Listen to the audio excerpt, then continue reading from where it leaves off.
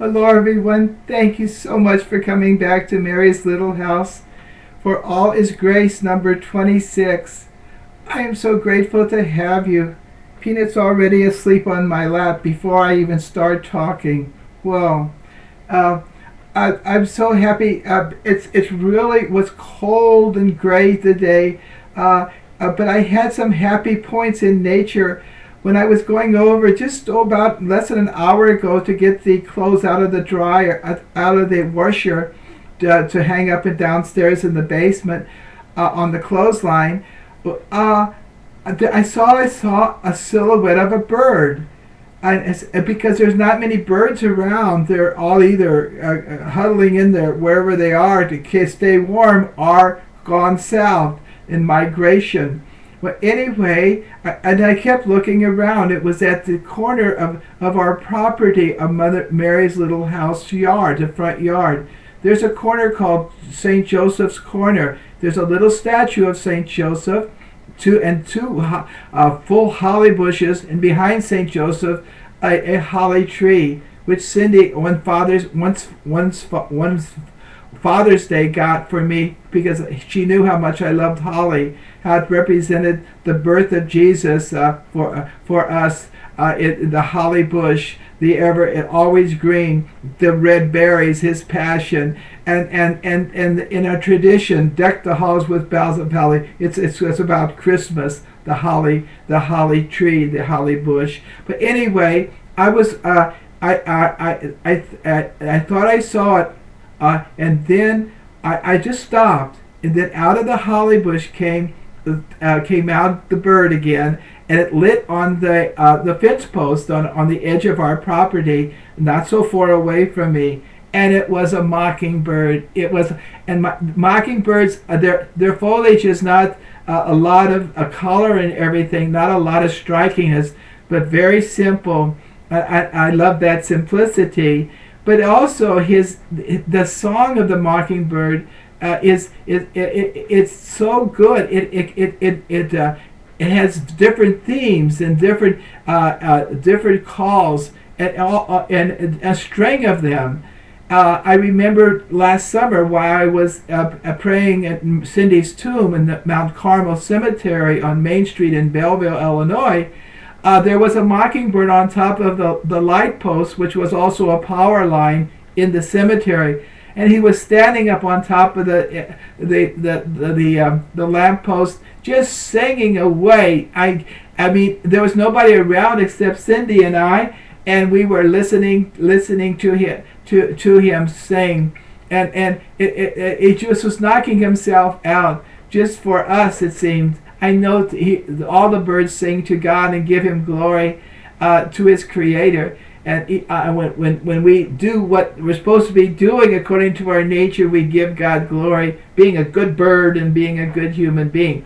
But anyway, he was just singing away, and he was and not only was he singing and doing very different musical themes and calls, he was doing it with all his heart. I thought his little throat was going to rip out of his breast because he was singing so much. And I always thought that the mockingbird for me was a model to evangelize, to give all I got to proclaim the good news that the Father so loved us to send us His Son Jesus to save us, that Jesus so loved us this much to die upon the cross for us, and that He rose from the dead. We have nothing to fear from death. Death isn't the end. It's only a beginning of a new and more wonderful existence in heaven. And sin and evil and brokenness and terrorism, all of those things cannot stop us from being happy now on this earth and happy with God forever, because He's overcome all evil and that good will ultimately conquer. So I wanted to be like that mockingbird, and I stopped and talked to the mockingbird out in the front yard, coming out of the berry bush. He was eating the holly berries, the little red berries that for me represent the blood drops of Jesus on the cross. Okay, but anyway, he was eating them, and I prayed to God, Mr. Mockingbird over there on those fence posts, may God help me be a good evangelizer and sing wherever I can, to find the purchase wherever I can in the world, to proclaim the good news, the gospel of Jesus. He listened for a while and then flew away. I was so glad to see him because it's so dark and gray out there. There is just a little tiny dusting of snow on places where you could see the snow, not on the grass, but we have a trailer next door, a big flat trailer, black, and we see there's this dusty of snow. So I welcome every snowflake of this winter, and I attach a prayer to all of it for God's mercy on us all sinners. So every snowflake will be a prayer and honor God, and a sign of God's love for us, His tender love for us, showering us with beauty and purity and whiteness and loveliness. Okay, and last night I was attended a high school play at the Althoff Catholic High School in Belleville, Illinois. The play is called Our Town by Thornton Wilder. It was done the year before I was born, 1938, and it was very revolutionary because he didn't use props, or very bare minimum of props. The stage is bare basically most of the time. Just a few tables and chairs and 2 trellises, but just very little. And it was revolutionary at that time. Now we're used to those bare stages. But anyway, it was a beautiful. I just loved it. The play itself. The main character was the stage manager. This character was played by a daughter of one of our families in the ministry. She'd done so well. I mean, you think I'm prejudiced or something. I heard other people, because I love her so much, and I know the family, but she did so well. In life, she seems to be a very shy person, but when she was up there on that stage, she had it. She was on top of her lines, and she commanded that whole stage, because the narrator or the stage manager would tell the characters when to come in and out, would comment on, would set the scene, because there was no stage props, hardly any. So everything was all done very well in a marvelous way. Well, it was about this town, our town. It was just a town in out east there, New Hampshire, very typical town. Like a Norman Rockwell town or a Mayberry town or something like that, a typical town, and it was and then about the people's lives, the different characters. Well, the third act really engaged me. It was some of the characters had died, and they were sitting in the cemetery, the town cemetery, and that they were talking to each other. They were all sitting in chairs, and all stiff-like, and they were talking to each other.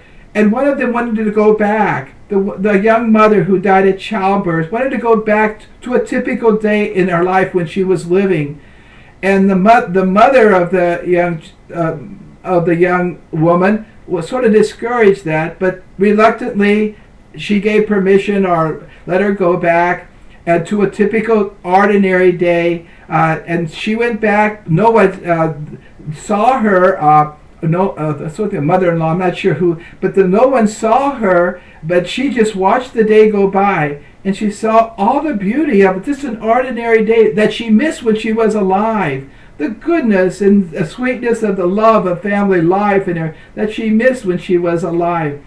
And thinking about it, and with the other group there was a regret that she could have shown more love and more appreciation of others and of life and everything, and this was a little remorseful and little regret because it was too late. She came back and after she reflected on it. Yes, there was an appreciation of her life, but also we could have been better, could have been more appreciative, could have been more loving.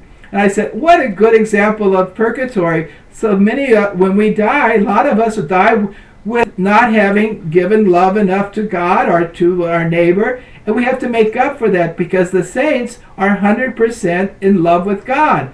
So we maybe just gave 75% or whatever. So purgatory makes us fill up what is wanting.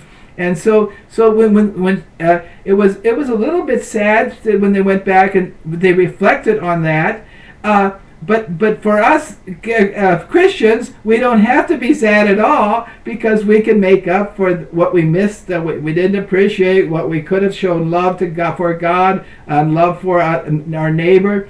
We could do it in purgatory. So it wasn't just a dead end there, eternal regret, because purgatory lets us fill up what is wanting in our lack of love for God to make us 100%. So we a love for God shown in our love for our neighbor, and we could be there forever in heaven. So this was Thornton Wilder in our town. It was wonderful. I cried through the whole thing. Now it was just good. It was the dialogue, the everything was so good. And one of my little girls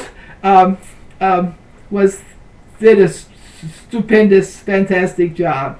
So remember what St. Paul said. We appreciate all that is good and beautiful and noble and true and lovely.